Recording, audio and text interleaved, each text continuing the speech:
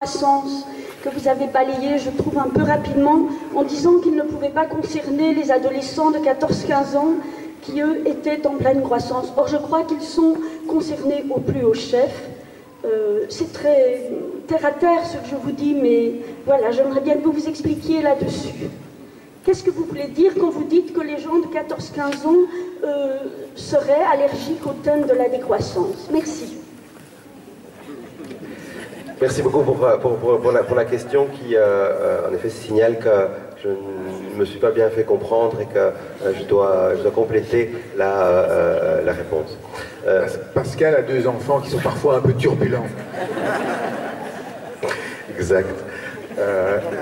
Le processus d'individuation, le processus par lequel on devient humain, finalement, qui est le plus visible chez un enfant, chez un adolescent, est un processus de croissance biologique, c'est un processus de croissance intellectuelle, de croissance mentale aussi, et c'est un processus qui, comme tous les processus de croissance, a besoin d'une vraie place, d'une vraie inscription, et d'un projet au sens fort.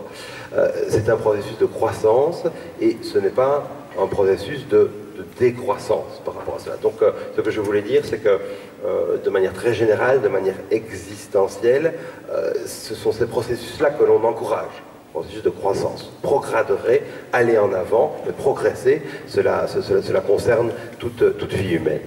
Et c'est par rapport à cela que la décroissance, entendue comme un courant économique et comportemental qui prône la réduction de la consommation, de l'empreinte écologique, etc., et qui le prône à bon droit, il faut que je me fasse bien comprendre, est tout de même relativement difficile à intégrer pour des individus qui sont dans une phase de croissance. Il faut savoir comment articuler les deux. Il faut savoir comment... Je vous vois faire des signes, mais vraiment, si vous n'êtes pas d'accord, il faut continuer à parler. Mais je dis, il n'est absolument pas évident de savoir comment articuler les deux. Quand on parle des adolescents, de leur rapport à la technologie, par exemple, ils sont des très grands consommateurs de technologies qui supposent une innovation constante, une croissance constante du rythme de production. Moi, je connais relativement peu d'adolescents à qui on peut prôner une décroissance technologique. J'avais un ZX 80 Sinclair 1 KB de mémoire quand j'avais 8 ans. Je pense que c'est assez dur à vendre à mon fils pour le moment. Bon. Voilà. Par rapport à ça, il y a un désir de continuer. Maintenant, l'idéologie qui est au cœur de la croissance du technocapitalisme, elle peut être déconstruite. On parlait de Paul Valéry, et il était présent dans ce festival. Il y a une grande phrase de Paul Valéry, il dit « Partout où l'esprit européen domine, on voit apparaître le maximum de rendement, le maximum de productivité, le maximum de désir, le maximum de puissance, le maximum de travail. Bref, l'Occident, c'est la culture du maxima. C'est une culture qui pousse tous les indicateurs toujours plus loin, jusqu'à ce que j'appelle burn-out, on peut l'appeler de toute une série de façons différentes, mais jusqu'à un trop.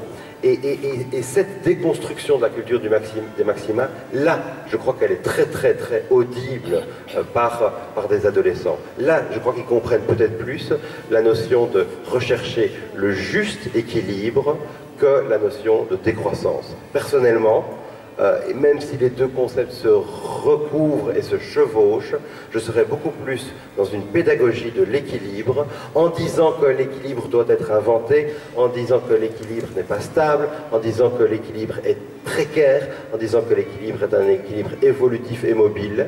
Je serais dans une pédagogie de la recherche d'équilibre, plus que dans une pédagogie de la décroissance qui est relativement, à mon sens, difficile à faire admettre et difficile à rendre en phase. Mais il y a beaucoup de chevauchement entre les deux concepts, et ce qui a peut-être un petit peu nuit au mouvement de décroissance, c'est que c'est difficile de faire un programme de la décroissance. À poursuivre.